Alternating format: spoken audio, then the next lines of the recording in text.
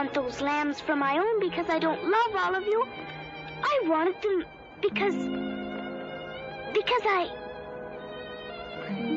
I think I can help you say why. It's because you want to be an individual. And to prove that you are one, you got to do something all by yourself.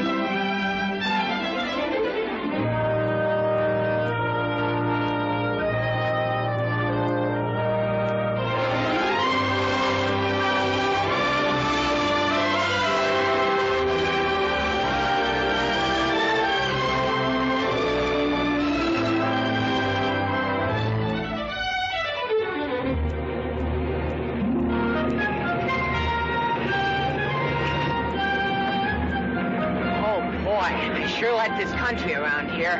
All the trees. They smell good. Everything looks like it's just been scrubbed. It's probably as muddy as any place else when it rains. Mr. Matthews, how did you happen to decide to come to Millwood?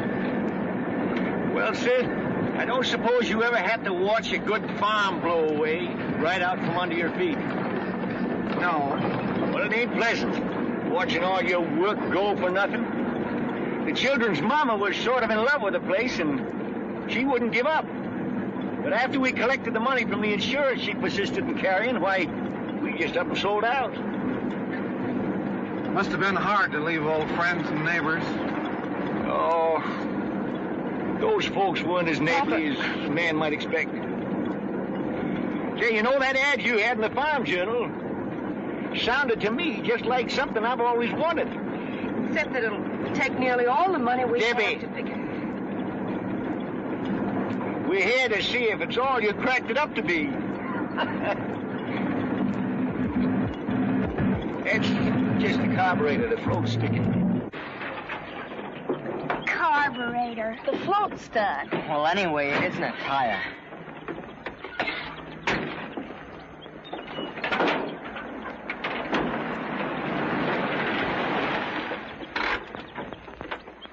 Hiya, Mr. Larkins. You need some help? Well, the motor stopped. Mr. Matthews, this is Davy Barkley, our county agricultural agent. I'm happy to know you, Mr. Matthews. What seems to be the trouble? Oh, the motor cut out all of a sudden. It's the carburetor. Cut out all of a sudden, huh? It doesn't sound much like the carburetor, sir. Do you mind if I take a look at it? No. Around these parts, when a human being isn't feeling well, we call Doc Pomeroy. But for anything else, like farms, crops, animals, or machines, or whatever, we hunt for Davy. You know, I don't believe there's anything he can't fix. He believes it ain't that carburetor. He can't fix that truck. Because I can tell just by the wheeze of it what's wrong.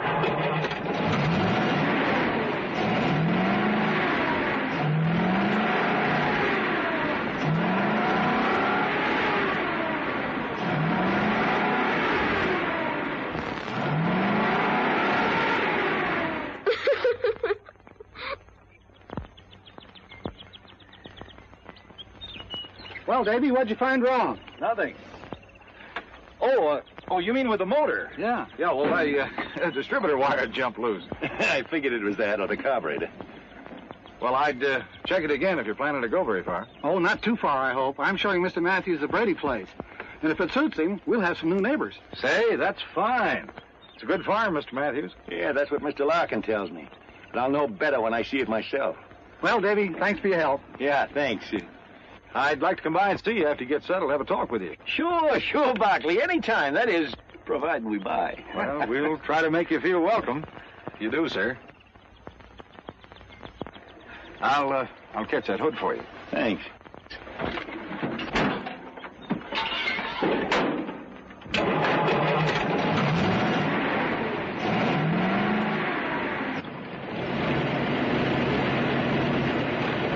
Thank you. Go on, beautiful.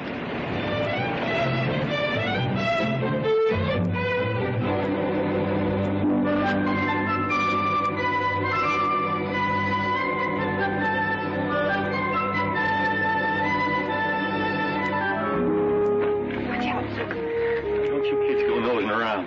Well, there it is. Of course, it hasn't been lived in for 6 months. Little fix and put it in apple pie shape. Yes, but... Let's take a look at the land. Well, start right over there. Come on, I'll give you a ride. What did I tell you about nosing around?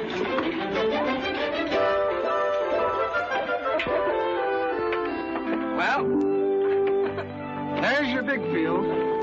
80 acres. Runs over around behind that barn.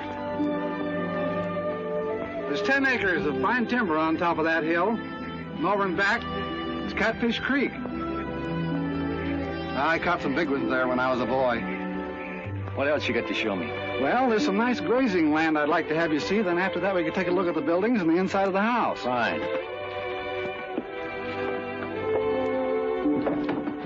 Whatever furniture you see goes with the place. All it needs to make it a home is people. I feel sorry for houses without people in them. Hey, those kind of thoughts belong to a poet. Oh, but Abigail's our poet. Do you know she can put words together that rhyme the first time? Can't you, honey? It just comes natural to me. That's quite a gift. Papa, can Mr. Larkin show me the kitchen? I guess so. Why, surely, right this way. There's a range goes with it. Good. Now you get your stove, Debbie. Needs a bit of polish, of course. Yes. Well, what do you think? Also, I think it just about fills the bill. But, you know, I'm a great believer in the democratic process. A family, Mr. Larkin, is just like a nation. Everybody in it should have his or her say. Now, I wouldn't think of imposing my will on important decisions that affect all of us. What we do is hold a meeting and vote on things. And whatever the majority rules, that's what we do. I'll show you what I mean. All right, the meeting will come to order. Now, we've seen the farm and the house, and I've told you the terms. Now, I'd like to hear a motion that we buy the place. I make a motion that we buy it. Do I hear a second? I second the motion. No discussions? All those in favor, hold up their right hands.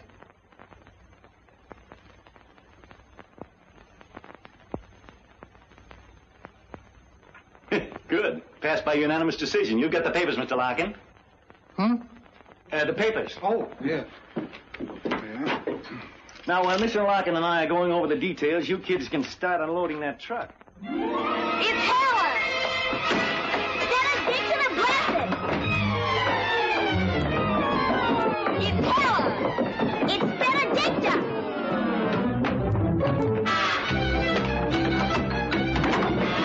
Benedicta! Let me off! Benedicta! Susan, Abigail! Stop that fighting, do you hear? Now what started this one? She wants to get named Helen! Get what named Helen? Benedicta the Blessed! It's gonna be Helen! Susan!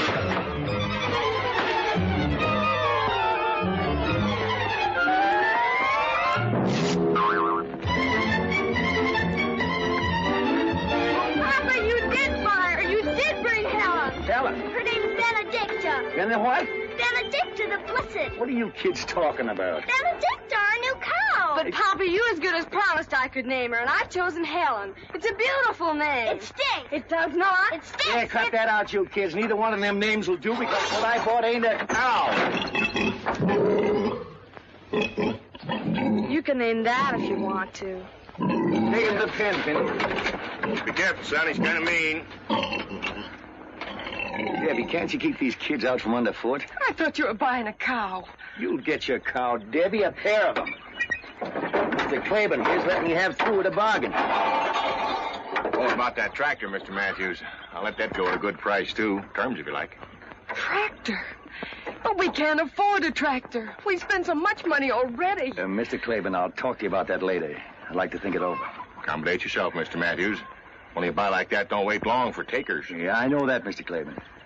I imagine the young ones will be starting school right away, hmm? No, I thought I'd keep them out until next term. We're going to need all the help we can get, you know. I suspect you will at that, seeing the season's so far advanced. Tractor come in mighty handy. Sure would. Well, so long. So long, Mr. Claiborne. Now, Debbie, about that tractor. Papa, Susan, Abigail, and Phineas are not staying out of school. You need help, and we can't afford to I'll manage. We promised Mama they'd get their education. Phineas can help you before and after school, and the girls and I'll divide the chores. We'll hold a meeting and decide. No. They're going to school.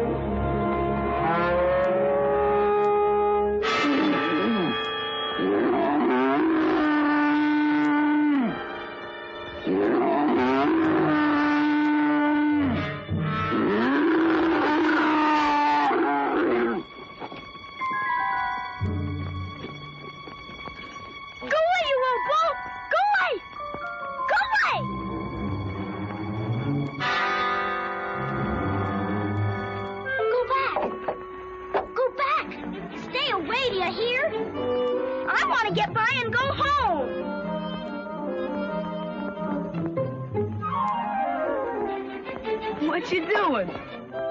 Playing tag with Caesar? He likes to play games. Well, you can just chase him about his business, Mr. Smarty.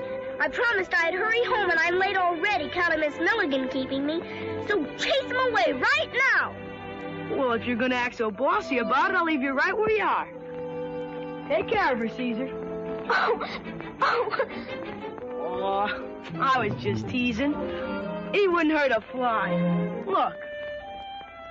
He's a purebred Angus, imported all the way from Scotland. Come on, scratch him. He likes it.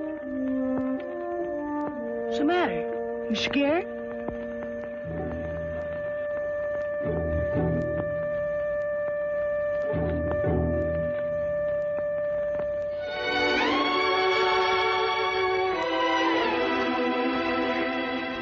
Did he really come all the way from Scotland? Sure he did. Cost me more than $1,000. $1,000? And he's yours? Sure he's mine. All the cattle in his pasture are. I raised them. You mean they really belong to your father and he let you pretend they're yours? Well, I mean, no such thing. They are mine. Dad gave me 2 Angus calves for a start. I paid him back a long time ago. Say, you're one of the new kids that just moved around here, aren't you? Yes. What's your name? Susan Matthews. What's yours? Peter Wexford. But everybody calls me Buzz. Why? I don't know. Unless it's because... Because he's got bees in his bonnet. What are you doing here, Jessie? Spying. Brothers are mostly dopey, but interesting. Say, I saw you at school today. Susan, this is my sister Jessie. Jessie thinks I couldn't find my way home without her. You couldn't. You're dopey. And you're an undersized snoop. Well, I can't stand here wasting my time talking to girls. I gotta get the cattle headed home for their supper. I'm grain feeding them to put weight on. I've got to get home, too. Come on, I'll open the gate for you. And all these cows and Caesar, are they really yours? I told you they were, didn't I? Well, bye, Buzz. Bye, Jessie. Bye. Goodbye, Susan. See you in school tomorrow. Bye.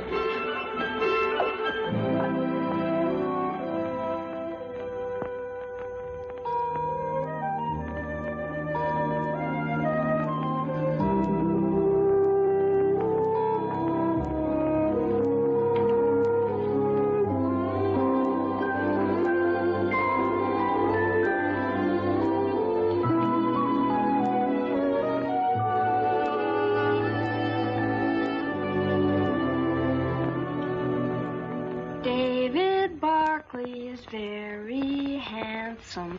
David Barkley is tall and slim. David Barkley is very handsome. Bet the girls all fall for him. What kind of a song is my little girl singing? Something she just made up? What, Papa? That song you were just singing about somebody named David Barkley. Why, I hardly knew that anyone would hear it. But surely you remember David Barkley, Papa. He's the county agent. You know, the man that knew more about your truck than you did. The one that stared so at Deborah. What about him? Why, nothing, Papa. At least nothing that means anything, I'm sure. Well, if it doesn't mean anything that all the girls fall for Mr. Barkley, why don't you tell us what you know? I'm sure we'd all like to hear. I don't know how Abigail would know it, but I think what she wants to tell you is that I met and talked to Mr. Barkley in Millwood today. Henry Larkins told me when he delivered the groceries. It'd be much nicer, Abigail, if when you wish to tell things on the rest of us, if you'd be more straightforward about it. Oh, I don't want to even think what's going to become of us if these suspicions and bickerings keep up.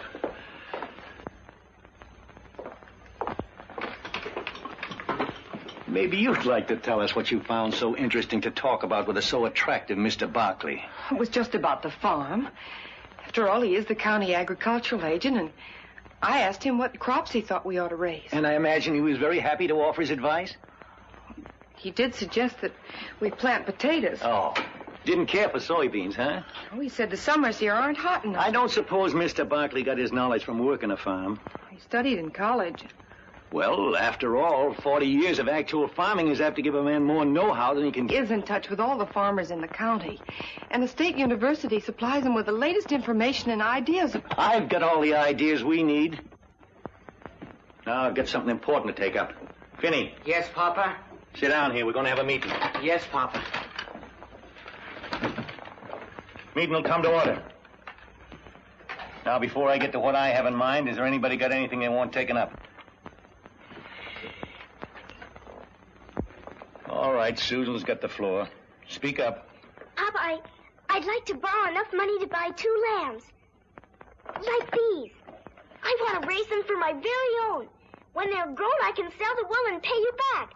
And after a while, I'll have a lot of them, like Buzz. Buzz?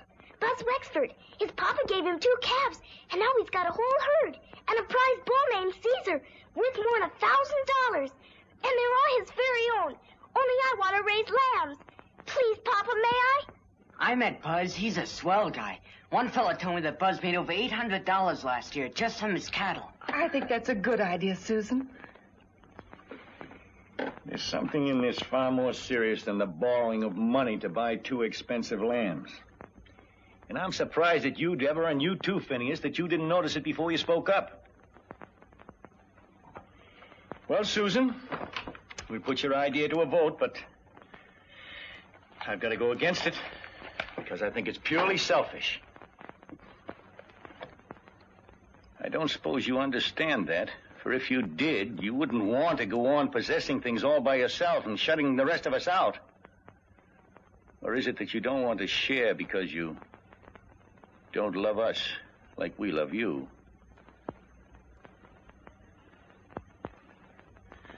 Well, you heard Susan's plan and the discussions about it.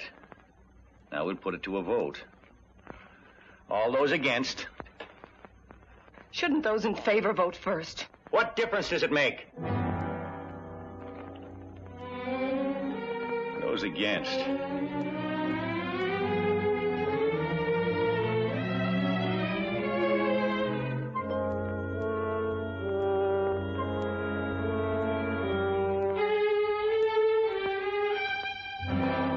Good. I guess that settles that. Now, if there's no other business, I got a plan I'd like to propose. One that'll be good for all of us.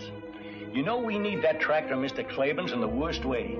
Of course, he'd be willing to rent it to me, but you know we believe in owning things outright. Well, wouldn't it be better to rent it? I believe I can make out a way we can buy it. How, Papa? We'll cut that timber at the top of the hill and sell it for lumber. I've already spoken to Mr. Gale about it at the lumber mill, and he's willing to pay us a good price for it. Then we'll make a down payment in the meantime.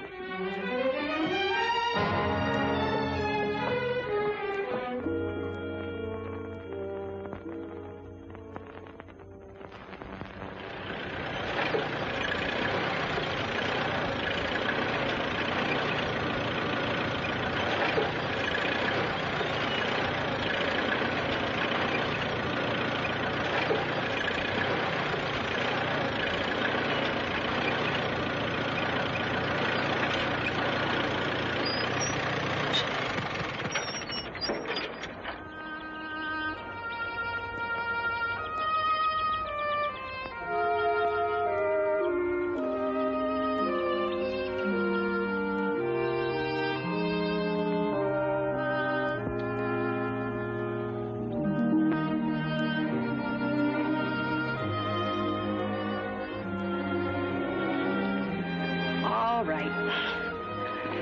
Out with it, baby. What's wrong? He isn't fair. Papa isn't fair. He got his tractor, but I didn't want those lambs for my own because I don't love all of you. I wanted them because I think I can help you say why. It's because you want to be an individual. And to prove that you are one, you got to do something all by yourself. To own something that's wholly yours. Is that wrong? I don't think so. But how'll I ever be able to do anything like that? Abigail always votes the way Papa does. And if Papa even looks at Finny gets too scared to vote against him. Well, it's sort of like fighting a pillow, honey. You can't win. You dent it in one place and it just fills out in another. All you do is exhaust yourself. I found that out. But who knows what can happen tomorrow? I got work to do. Want to ride with me?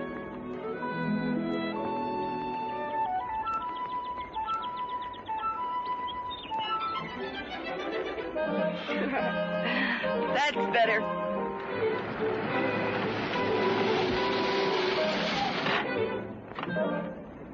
Hello. Hello, Mr. Barkley. Hello. How are you, Susan? Fine. I hate to do this. Miss Matthews, with the power vested in me by the United States government, I must ask you to keep an eye on this young woman. Why, Mr. Barkley, what do you mean? I mean that a certain young farmer named Buzz Wexford found your sister trespassing in his pasture and frightening his prize bull, Caesar. No. So that since that day, neither he nor Caesar have been quite the same. That's a big fib. Susan, here's something I want you to look over.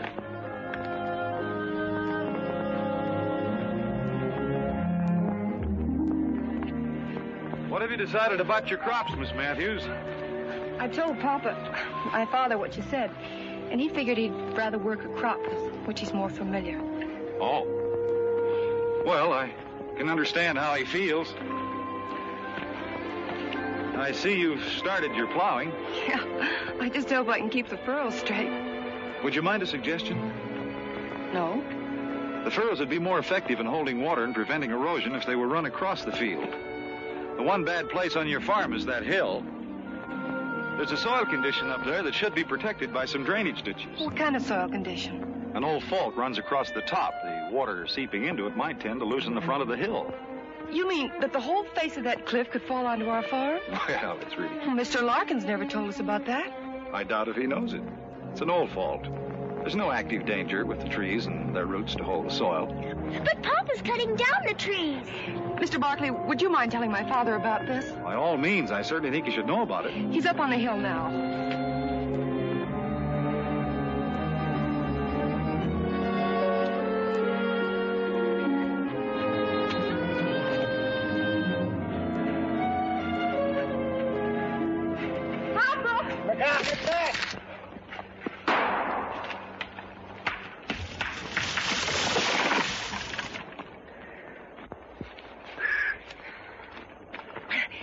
Remember Mr. Barkley? Oh, yeah. What's on your mind, Barkley? It's about these trees, Mr. Matthews. I'd suggest you leave them standing, sir. I expect you county agents have got to make some sort of suggestion in order to hold your jobs. Well, if you don't mind, I'd like to show you something, sir. It's right over here.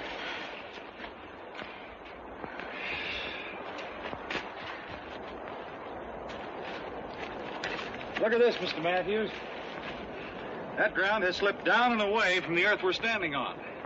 Yeah, but that looks to me like it happened an awful long time ago. It did, but there's no telling how deep this fracture goes. Look. Here is the face of your hill.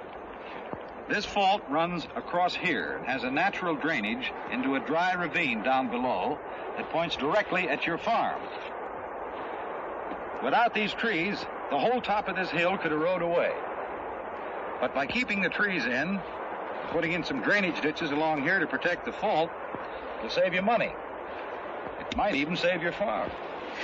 Well, thanks again for your interest, Barkley, but I ain't gonna let a crack in the ground stop me from making several $1,000s. And now, as a man who's got work to do, you'll excuse me. Well, thanks for listening, sir. That's all right. It won't be long now before I'll be able to show you what a real farm looks like. I'd like to stop by and see you again. Anytime, Debbie, if Mr. Barkley don't mind, I'd like to speak to you. Private. Thank you.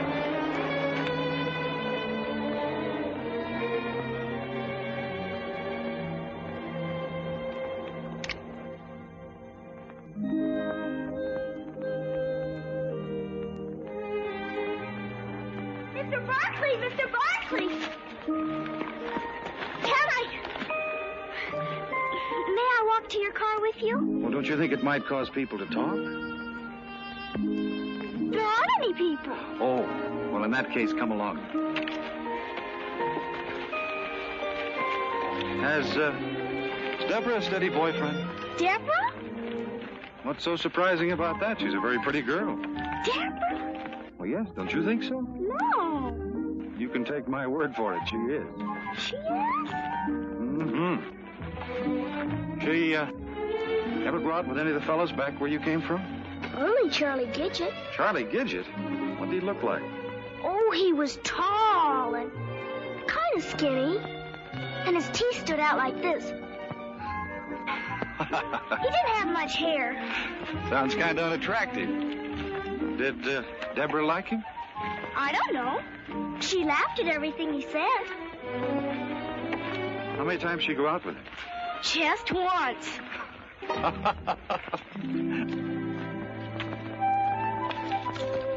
Well, Susan, thanks for accompanying me. You can follow this creek bed right down to your house. But I want to ask you something. You did? What? About this, the 4-H club. Oh, yes, the 4-H club. Susan, the theme of the 4-H club is show, not say. Got time to take a little ride with me? Sure. You may be the key to open the door and let the sunshine in. Huh? We can get to my car right up here. Come on, sweetie.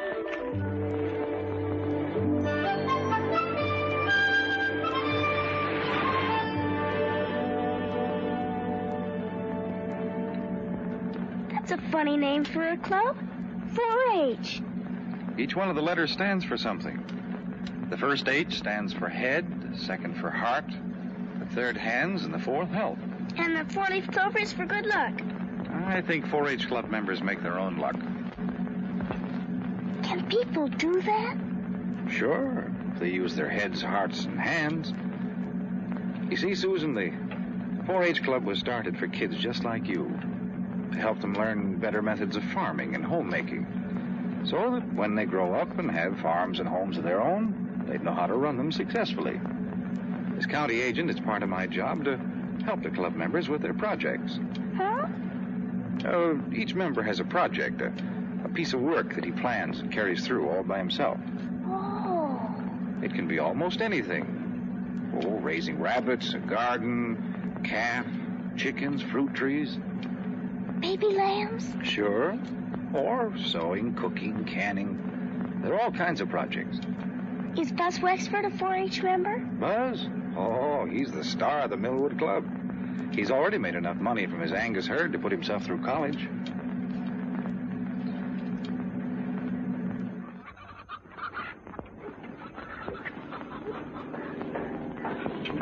They look fine, Del. Thanks a lot. Say, these are new hutches. Yeah, I built them myself from those plans you got for me. Oh, it's a nice job. Tell me, how are your books? I can tell you, Mr. Barkley, he hasn't kept them up. Gotta keep after that, Del. Keeping books is as important as any other part of a project.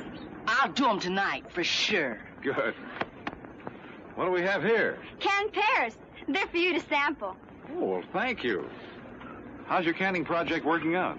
Mr. Larkins took 50 mixed quarts on consignment. And the Franklin store in Barton has ordered 30 pints of my pickle lily. You better save some of those for Pop, or he'll be sore. Oh, those are beautiful. You know something, Herb? I think she's going to win you some ribbons. That is, if you take good care of her. Gee, Mr. Barkley, I treat her just like a mother.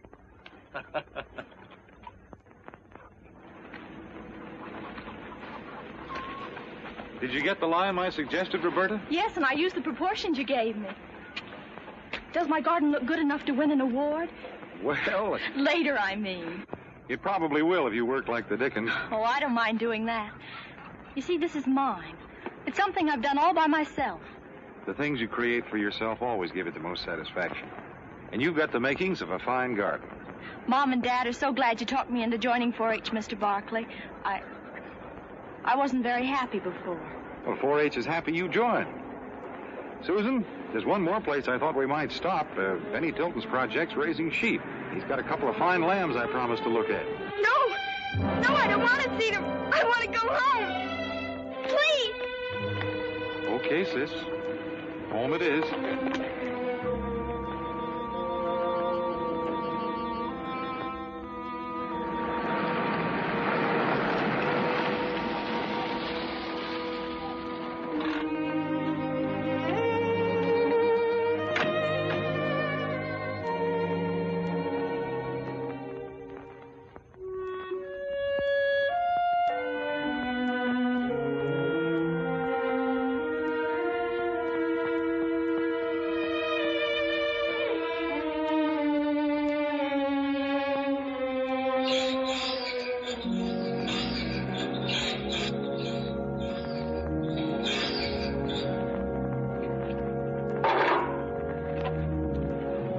Matthews, I'd like... About the furrows, Mr. Barkley, my It's father... not about the furrows. We're having a dance in town Saturday night, and I wondered if you'd like to go with me.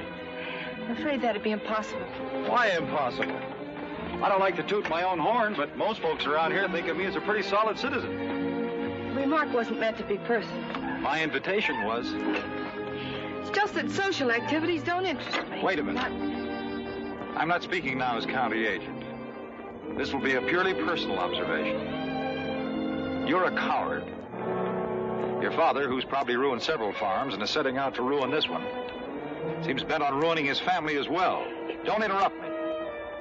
I just brought Susan back from showing her some of the work being done by the 4-H clubs. She pretended she didn't like the idea. For the same reason that you just turned down my dance invitation. Because you're both afraid of your father. Some excuse for Susan. She's just a little girl. But there's no excuse for your quitting without putting up a fight, except cowardice. Mr. Barkley, if you don't get off this property right away, I'll run you off with this tractor. You haven't got the gumption, Miss Matthews.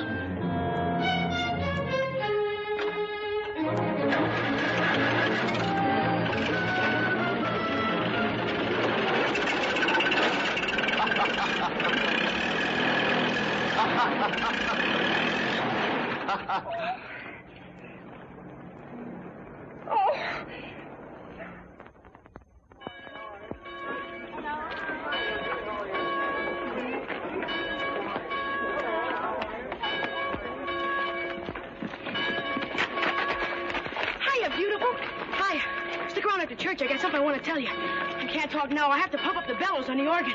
Don't forget.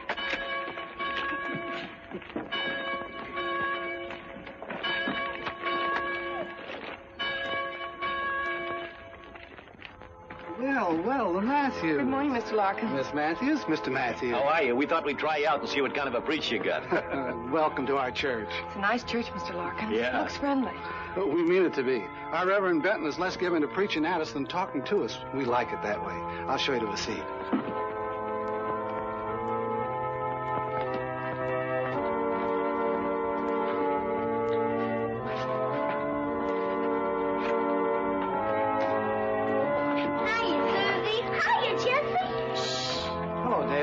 Good morning.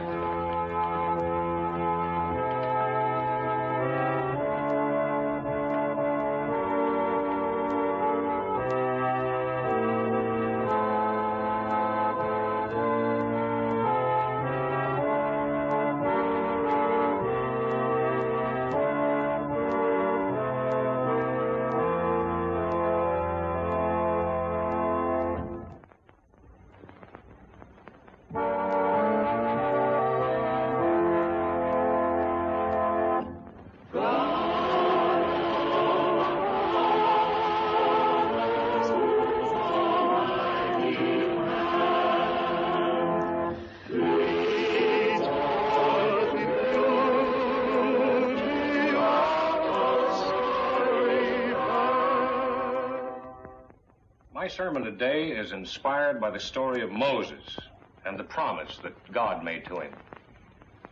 The story may be found in the Old Testament, the book of Exodus. The promise was that if Moses and the Israelites, who were suffering cruelties and slavery at the hands of the Egyptians, would but have faith, God would show Moses how to lead them out of their bondage into a land of milk and honey. It was the promise of a new life, a beautiful green promise. But before it could be fulfilled, there was a sea and a wilderness to be crossed, thirst and hunger to be overcome. The fulfillment, you see, had to be earned. Now, I find a parallel between those ancient Israelites and ourselves, all of us. We, too, are in bondage, lashed with the bullock-hide whips of ignorance, shackled by the iron chains of the unknown. But the same promise, the beautiful green promise, has been made to us. Only the sea of doubt, the barren desert of illiteracy, the hunger of bigotry and the thirst of incompetence stands between us and freedom, between us and the land of promise. Now, we've been given not just one Moses to guide us, but many, our men of science, our doctors, chemists, mineralogists, agronomists, all those patient seekers after fact and truth, the delvers into the mysteries of matter, the searchers of the mind for a better understanding of human behavior. These men are our Moses, turning our feet away from the false and easy trails of superstition and guiding us along the steep and toilsome path of knowledge, the one true and the one and only road to the land of promise, where we may claim our heritage. To my mind, the really sinful man or woman is the one who, through bigotry and ignorant pride, refuses to learn, and calling his ignorance virtue, tries by self-made rule and by scorn to keep all others from learning. These are the real sinners. And here is the vilest evil.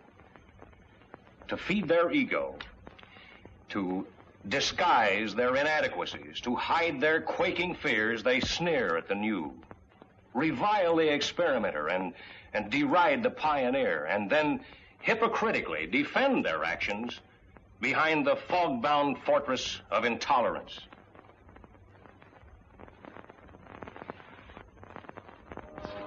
Mr. Matthews. Enjoyed your sermon, Reverend. It was a fine talk. Made sense. Thank you, Mr. Matthews. I'm glad you could accept my invitation to attend our service. I'll see you all again next Sunday, I hope. Oh, we'll be here. We're a church-going family. Papa, we must hurry. Come along, Abigail. Young man? Excuse me. Surely.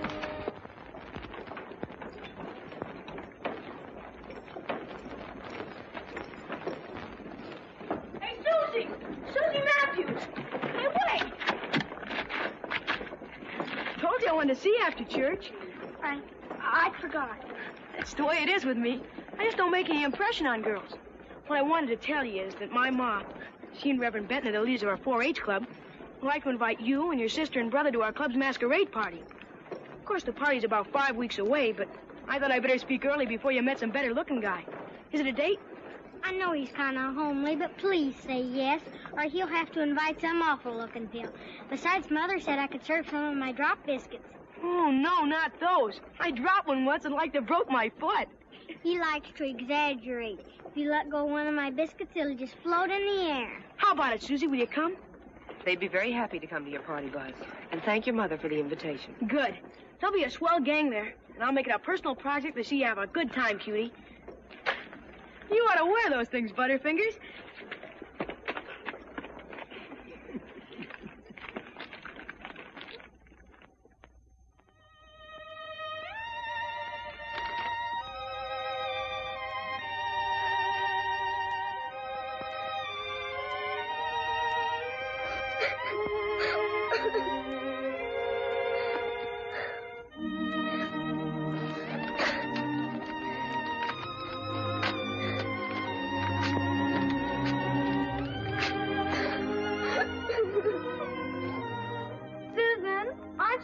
with Finney's room yet? You gotta help me straighten up Papa.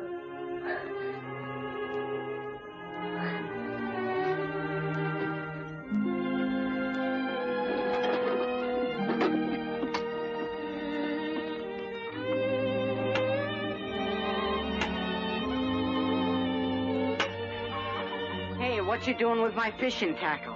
Well, I thought maybe you'd take me down to the creek. Will you, Finney? Oh, gee, Oh, I daresn't, Susie. I ain't got the wood cut for Deborah to cook supper with. Papa'd skin me alive. Oh, please, Finney. We'll only stay a little while, and I'll help carry in the wood. Well,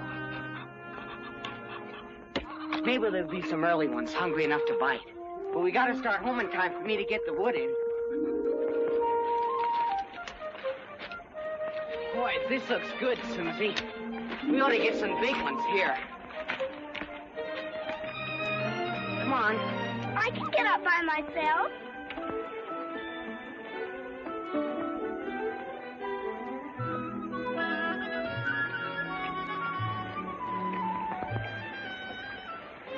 Oh, this is swell. Hand me the worms.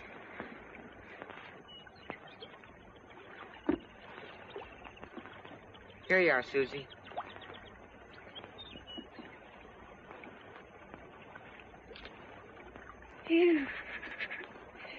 I'll do it for you. No. It isn't fair to let others do an unpleasant thing you can do for yourself. Just because it's unpleasant.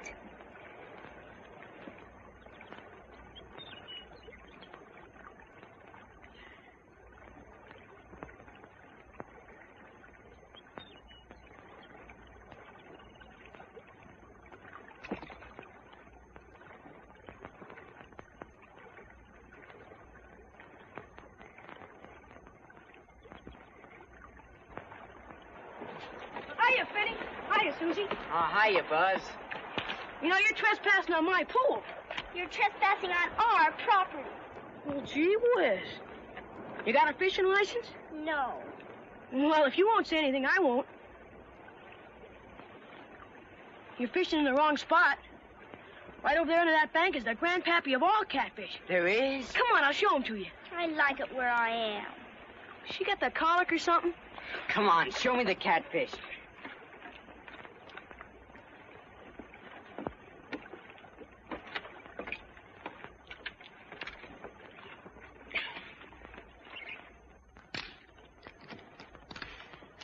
What is it, Buzz? It's Jessie. Pretend you don't notice or you'll embarrass her. She's spying again. See that shadow? There he is. Gee whiz, let's try and catch him. Oh, he's too smart. All he does is just bump the bait. Jessie! He's almost as smart as Buzz thinks old Caesar is. Caesar is smart. Caesar's smarter than you anyway. You didn't know I was trailing you. Sure didn't. I thought it was an old stray cow. Did ya? Homer says you're gonna enter Caesar in the state fair this fall. Are you, Buzz? He is if he wins at the county achievement day.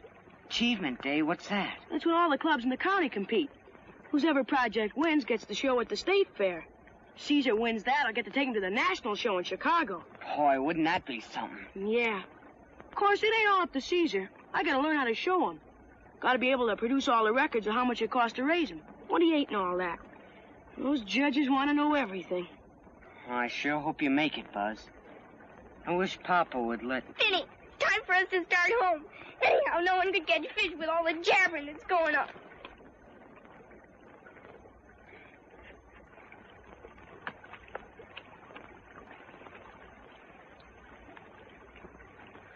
Now you did it. Did what? Only a woman would understand. Oh, shut up.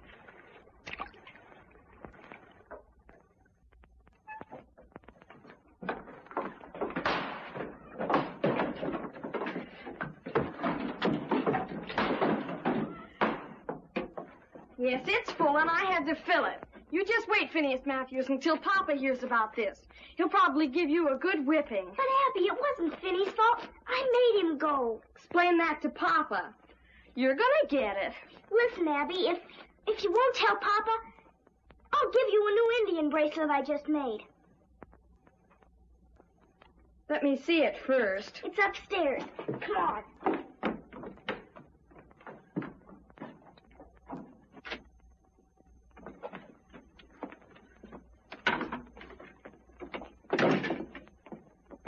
The bracelet will be mine for keeps, you know.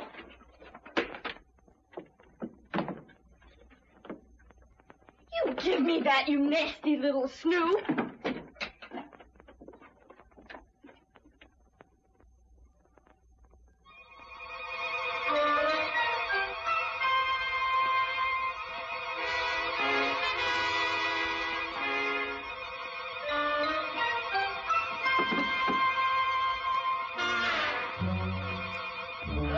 If you rebel,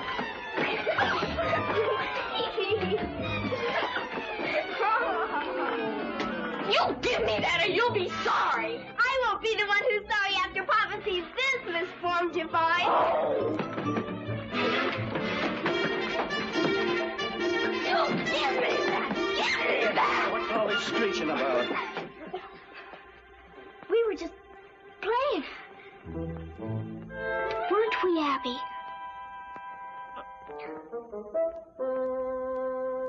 Why, yes, Papa. We were just playing. Well, I guess two healthy girls are going to make a little noise, but hold it down, huh? I'll go with you, Papa. There's something I want to show you. What? What a fine pile of wood Vinny cut for Deborah.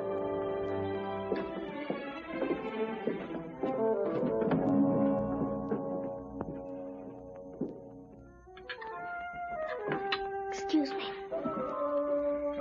Did you do your homework, Phineas? No.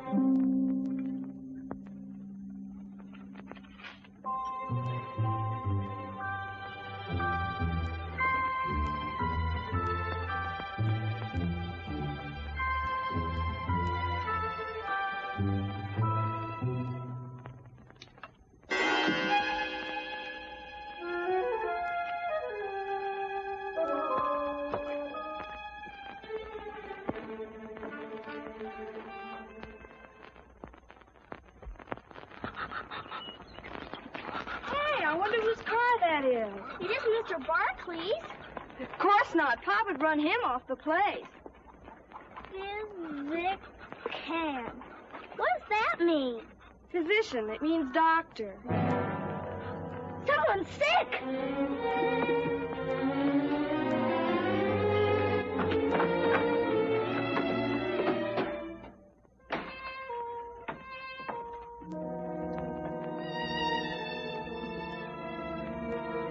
Deborah's.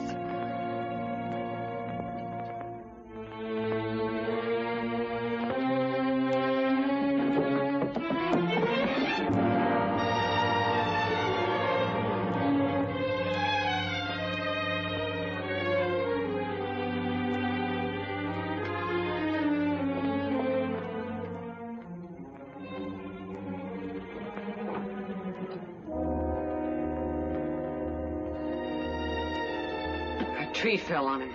Oh, Papa! Abby, be careful. He has 2 bad leg fractures and a nasty cut on his head. I'm afraid he'll be laid up for some time. When I get the splints on, he'll rest easier, but he's going to need a lot of care. You get the best of care, Dr. Palmer. Good. Oh, would you send one of the youngsters down to my car and get my other grip, please? Vinny.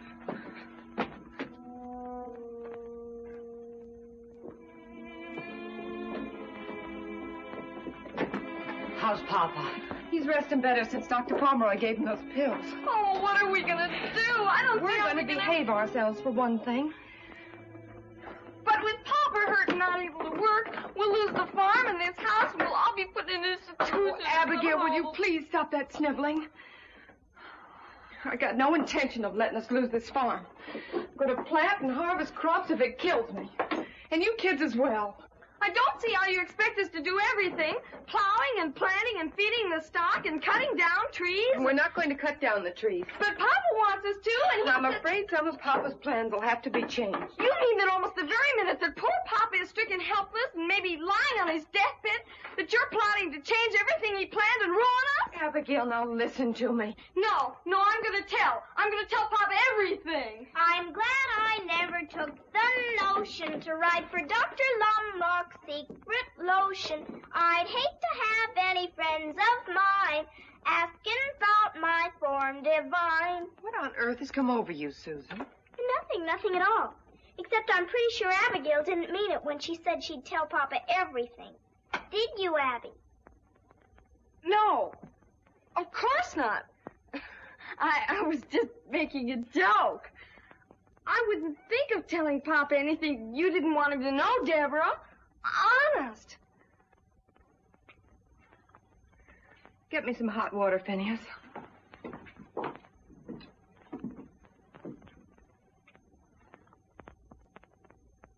Of course, the children are in school, but they do help with the chores. So, as far as my father and the house go, I think we can manage. But it's the farm that bothers us. And I just thought that perhaps you could give us some advice on what we could best do. Well, if you could stay for a few minutes, a friend of mine is coming by who knows much more about farming than I do, I'm sure, and I think he'd be glad to help you. But maybe you know him, David Barkley. Oh, yes, I'm terribly sorry. I just remembered I have to go to Millwood before Mr. Larkin closes the store. Closes? Why, you have all afternoon. Mr. Larkin's never closes until 6 in the evening. Help! Help! Help!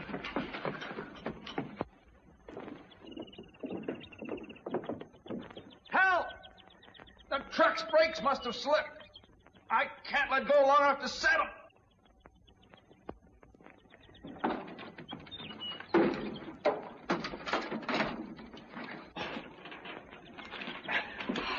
Mr. Barkley, I owe you my life. I couldn't have held out much longer. I can't tell you how sorry I am. I was sure I set the brakes. Forget it, Miss Matthews. But, Mr. Barkley, why didn't this rock hold back the truck? What?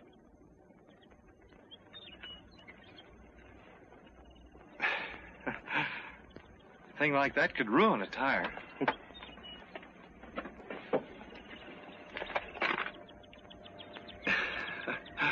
Hello, Susan.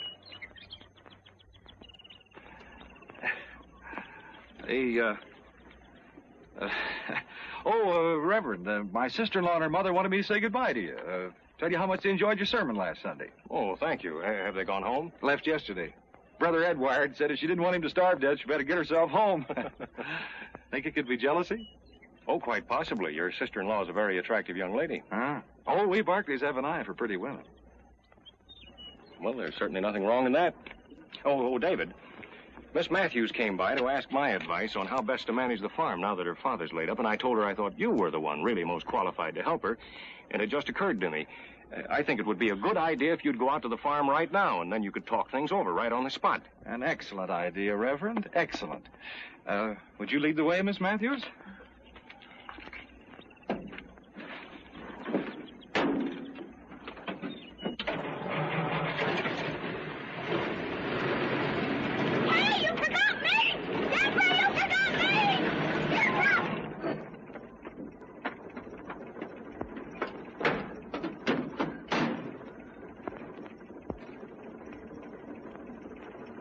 Thanks, Jim. Thanks a lot.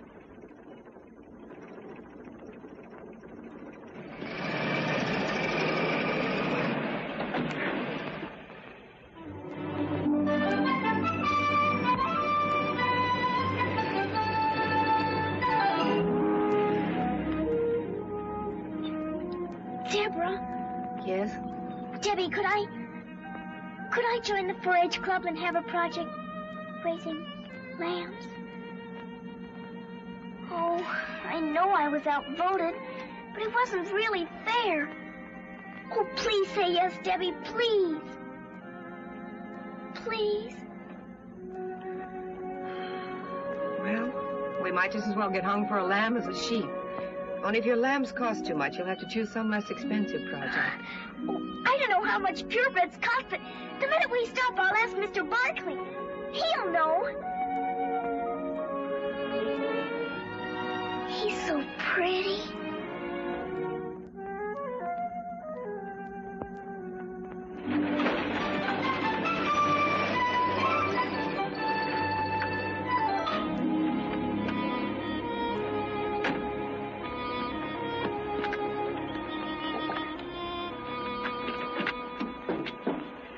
Thank you. There's something I'd like to tell you.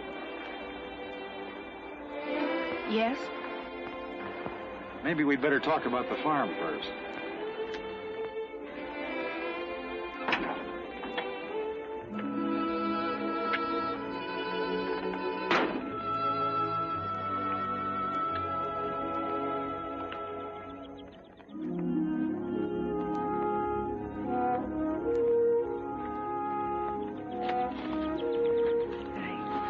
I shouldn't have let Reverend Benton talk you into trying to help me.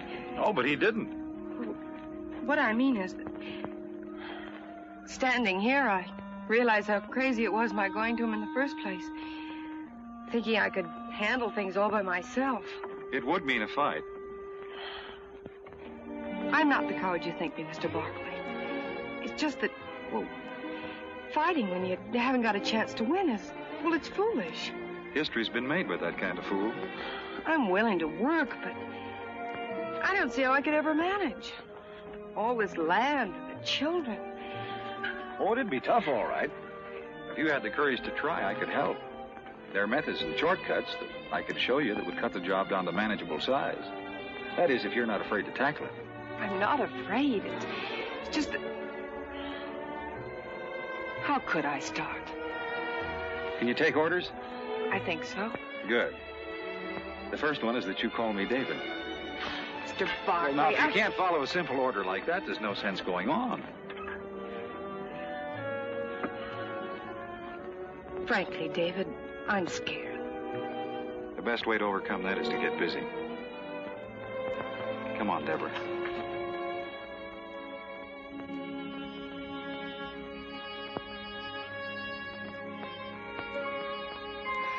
Gee whiz, Abigail. You'd think they'd run out of words after a while. Abigail?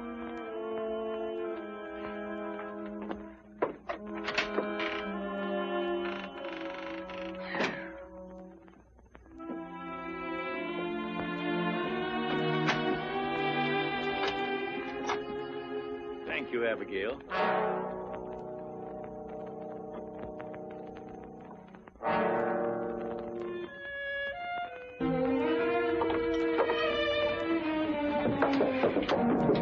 What have you been telling Papa? I haven't said a word to him. Cross your heart and hope to die. There, does that satisfy you? Deborah! Deborah, come up here. Deborah, you hear me? Yes? Yes, Papa.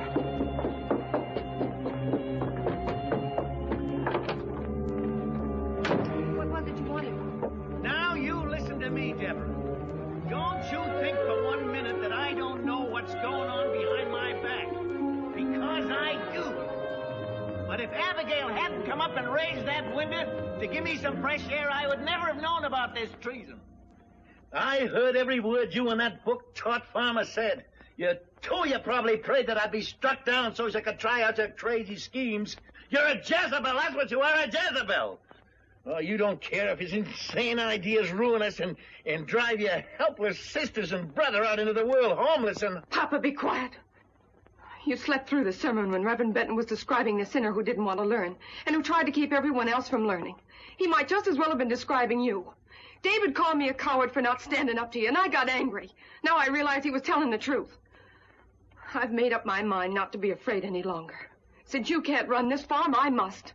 And I intend to run it David's way. Now, if you need anything, you call me.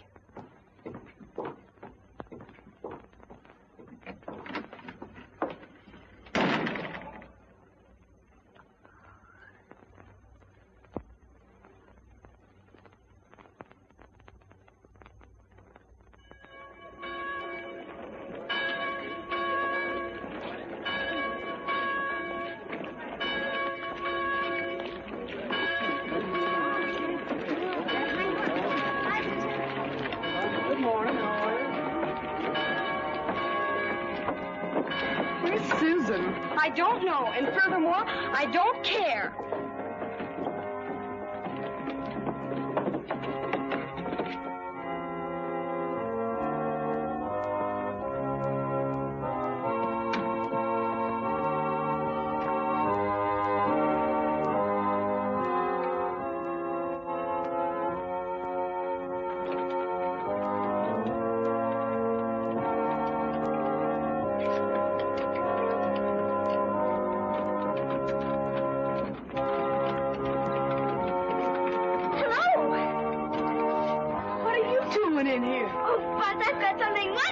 tell you.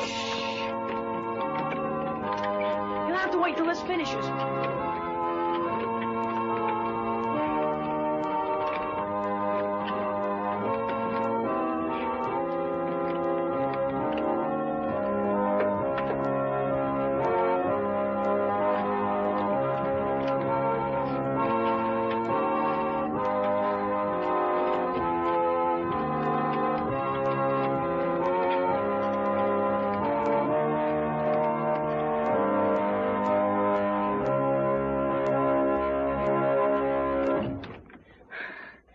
Miss Murdoch sure uses a lot of air. She likes to hear that old organ roar. What is it you want to tell me about? Well, Buzz,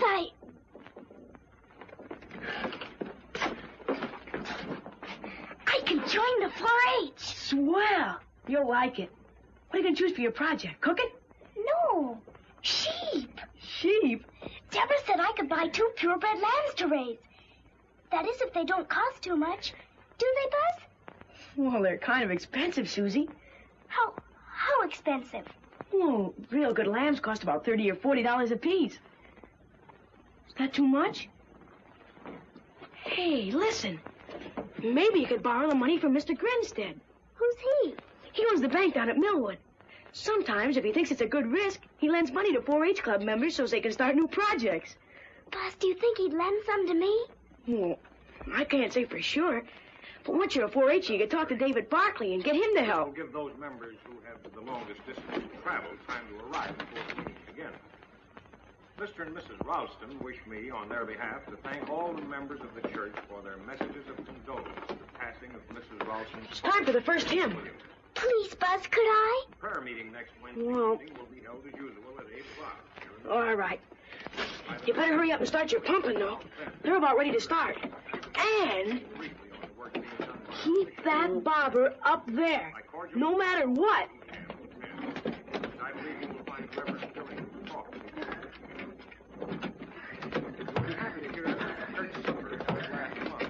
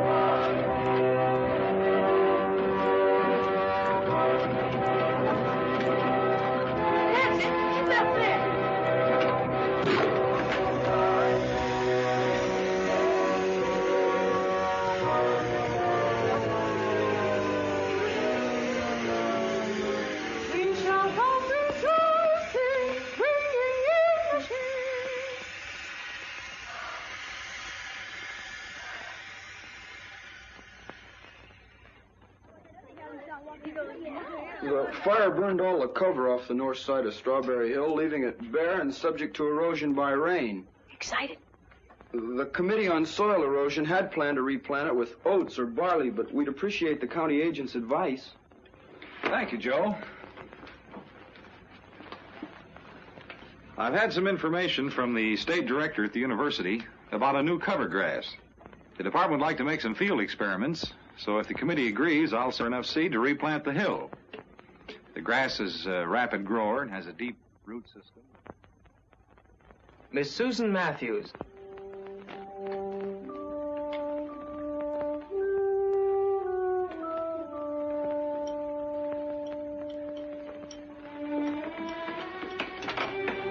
Just step up there, please. You've been approved to become a member of the Millwood 4-H Club. Please raise your right hand and repeat the 4-H pledge after me. I do solemnly swear that I, Susan Matthews, will uphold the rules and bylaws of the 4-H Club. I do solemnly swear that I, Susan Matthews, will uphold the rules and bylaws of the 4-H Club. And as a true 4-H member, I pledge my head to clearer thinking. And as a true 4-H member, I pledge my head to clearer thinking. My heart to greater loyalty. My heart to greater loyalty. My hands to larger service. My hands to larger service. My health to better living for my club, my community, and my country. My health to better living for my club, my community, and my country. I herewith declare you a member in good standing of the 4-H Club of Millwood. Here's your membership card, your 4-H badge, and a member's card to put on your house. Congratulations and good luck on your project. Congratulations, Susie. Thank you, Mrs. Wexford. Thank you, everyone. I'm going past your house, Susan. Would you like a ride? Mom and me were going to take her, but you better take her, David. She's got something to ask you. Well, good deal. Goodbye.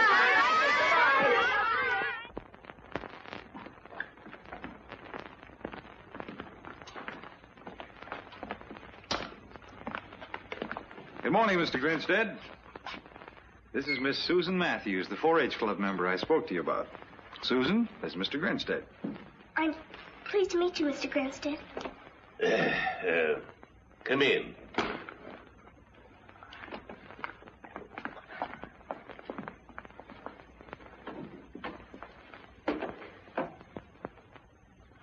Sit down.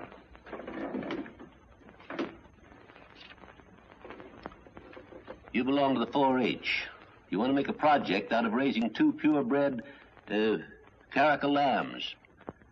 You have no money, no security, but you want to borrow money from my bank.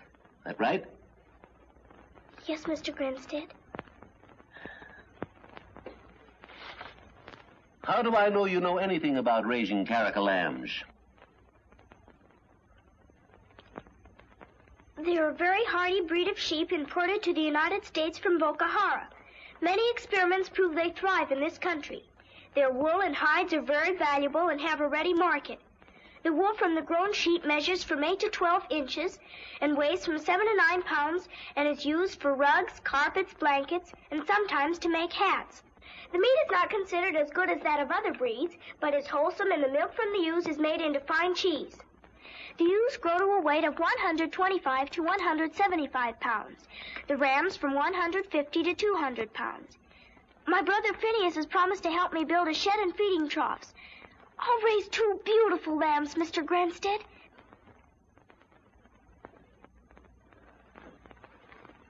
Do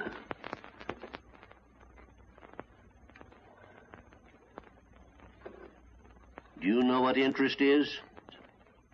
Yes, it's what you pay for the use of money.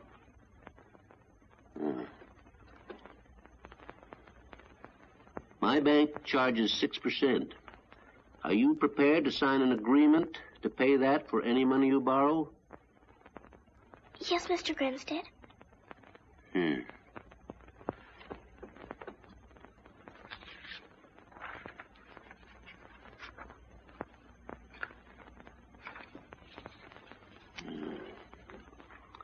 What's your full name? Susan Anastasia Matthews.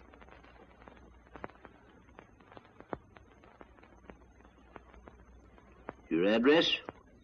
RFD number 3 Millwood. How much money would you need? $75.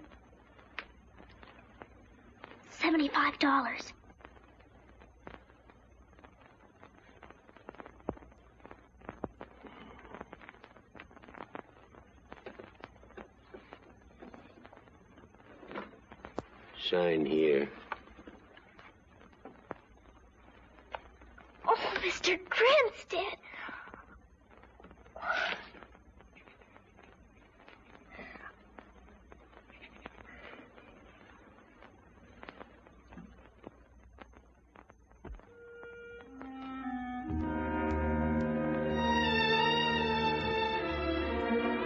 Bobby, you're being very silly about things.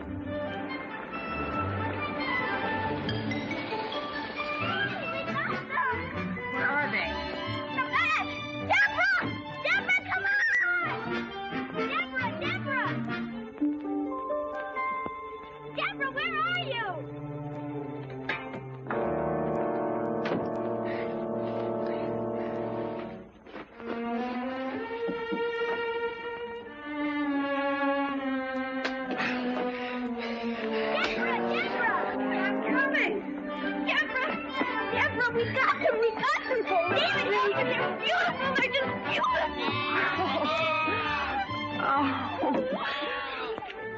Here, Susie.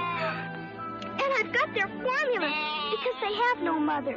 But I'm going to be their mother and bring them up to be the 2 best lambs in the whole wide world.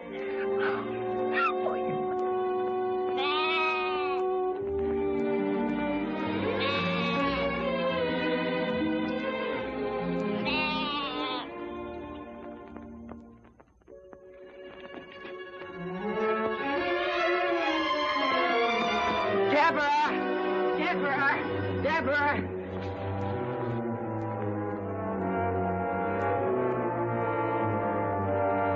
Where? Up in the woodlot on the hill. They got a power saw and everything.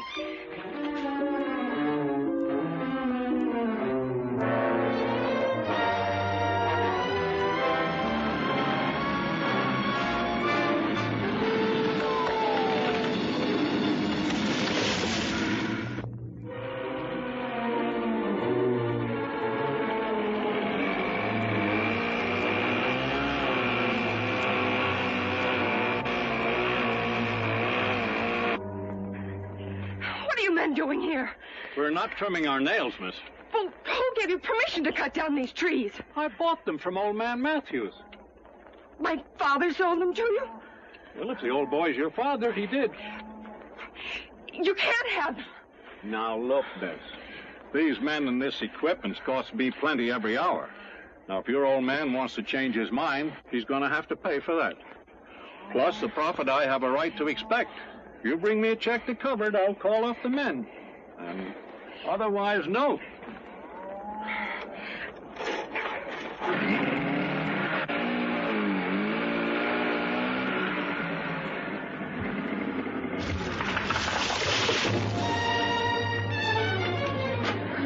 You better stay here, Finney.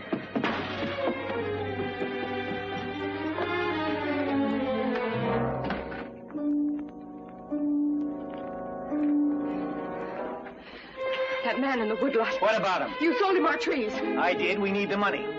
You're going to give him back every penny of it. Whatever else he demands, so I can tell him to get his men off our property. I am not. Then I'll return the tractor to Mr. Claiborne and get back our down payment. I've already sent him his check. The tractor's ours.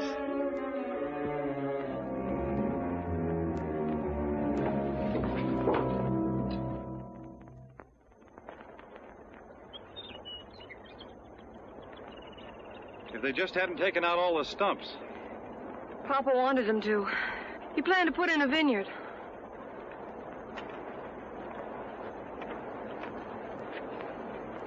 How bad is it, David?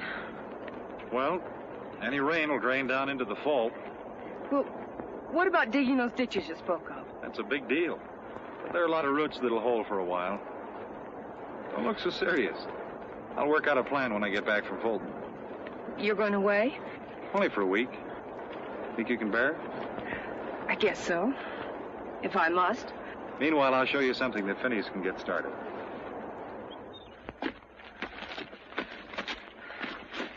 Now, this erosion here funnels water right into the fault. Even if the fault weren't weakened, it still spills water into the dry creek bed that aims right at your farm. Well, after all my work, I don't want it all flooded out. Well, it won't be. Have Phineas put posts on each side, stretch wire in between. He can anchor it down with rocks. And it'll catch any rubble that comes down this way and gradually fill in. There's another spot over here.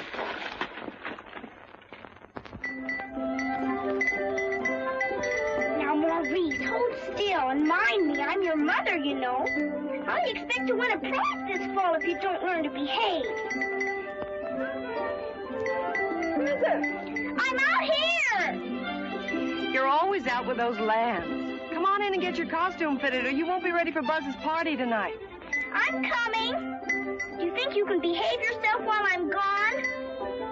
Very well, then. See that you do. I'm coming.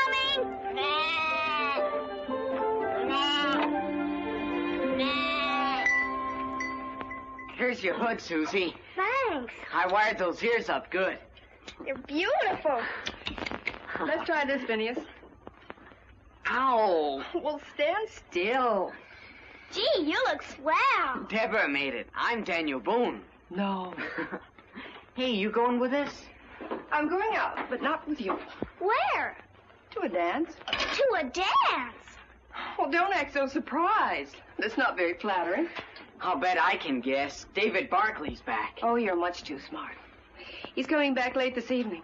Well, gee whiz. Susan, there are times when I could just...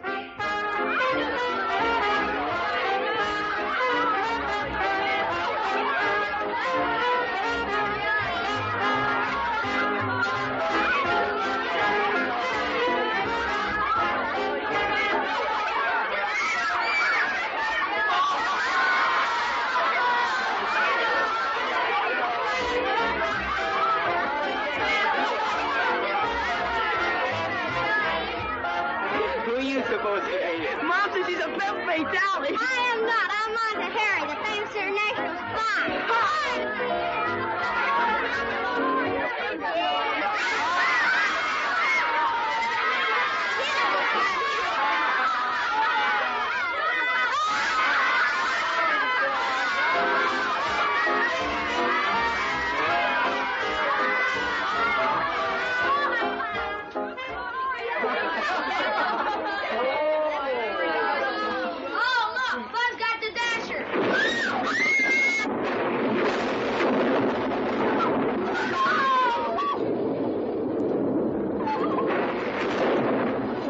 Susie. You're not afraid of a little lightning, are you? No, it isn't that, Buzz. It's what? It's my lambs. They're up in the barnyard. Well, they're in their shed, aren't they? Well, yes, but... What, do you want them in your bed? Your lambs are safe. Come on, eat your ice cream. I churned it with my own sweaty little paws. Yes, but if I hadn't been spying on him, he'd left out the salt. He's an awful problem. Oh.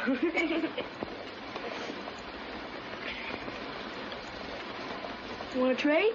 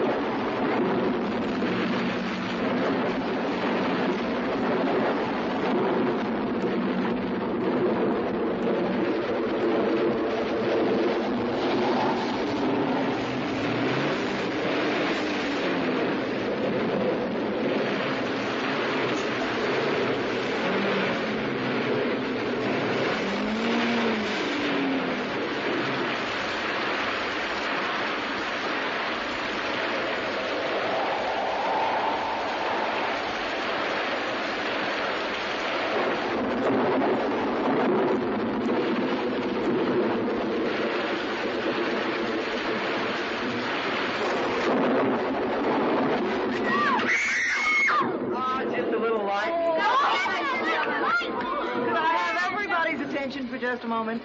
It's storming so hard that Mr. Wexford and I think it's too dangerous for anybody to go home. Oh! He's helping me put up some beds now, and you can all spend the night. Let me show you how to do that. Ladies and gentlemen, Jiggling Jessie will now attempt to juggle the jiggling candle and the jittery match. Or so she said. Please, Vinny. Yeah? We can't stay here. We've got to get home. Oh, but I never heard Ray like this. If anything should happen to my lambs, Oh, they'll be all right. Please, Vinny. Oh, but Deborah told us to wait for her and David. And, well, you heard what Mrs. Wexford said. All right, Vinny.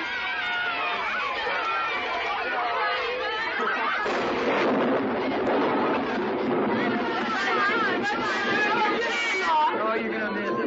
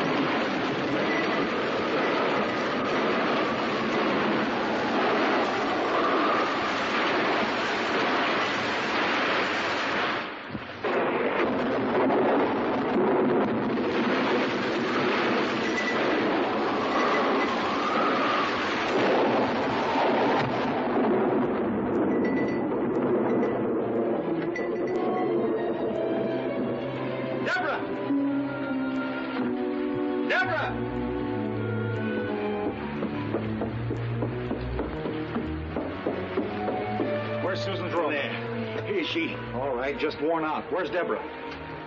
When the barnyard started flooding, she went up on the hill to check some barriers. I'll put Susan to bed and go look for her.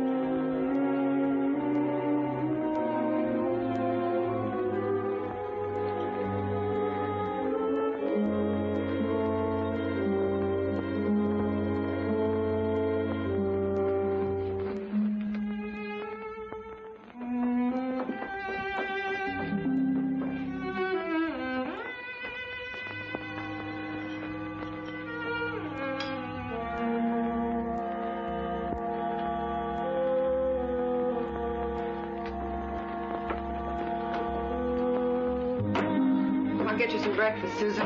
No, thank you. I don't feel like eating. My lambs, are they... Behind the stove, Susan, fat and sassy.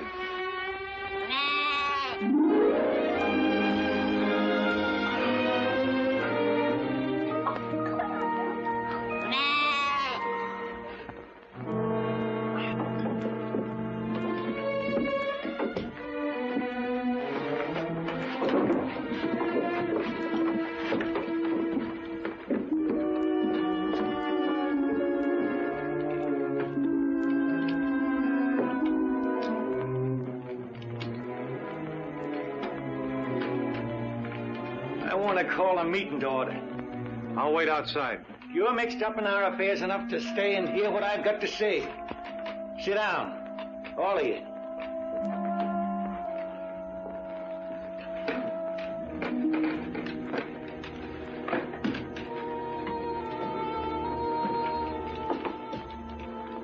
I guess even an ugly man can look in a mirror year after year and find satisfaction in what he sees. He never sees what's really there, only what he wants to see. A reflection of himself as he likes to imagine he is. But if one day something comes along that makes him look closer, he'd know then and forever after that he was just an ugly man. Mr. Barkley, I knew deep down inside your advice was well-intended and good. But I turned it down just like I did everything else that didn't happen to agree with my own peculiar notions.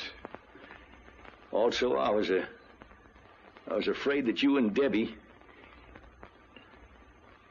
well,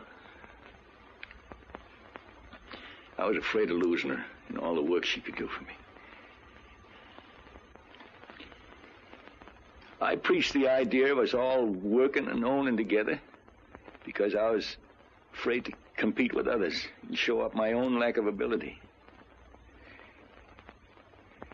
I tried to hide all this, even from myself, behind what I was pleased to call the democratic process. That my judgment was bad and my methods unfair, I realize now that it's too late. We're in desperate trouble, all on account of my bullheadedness, without much hope of saving ourselves. But if you children could find it in your hearts to forgive me, I know that I could find in that the courage to try and make things up to you. We understand, Papa. And don't worry. Everything's going to be all right. Papa.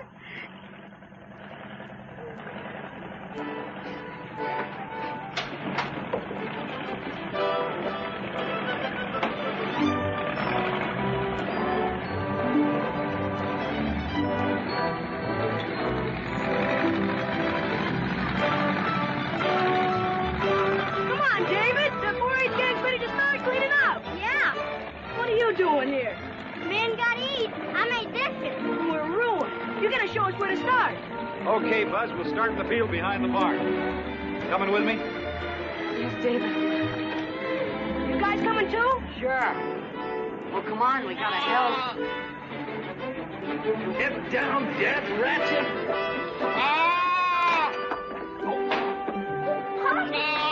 I'll take them right out.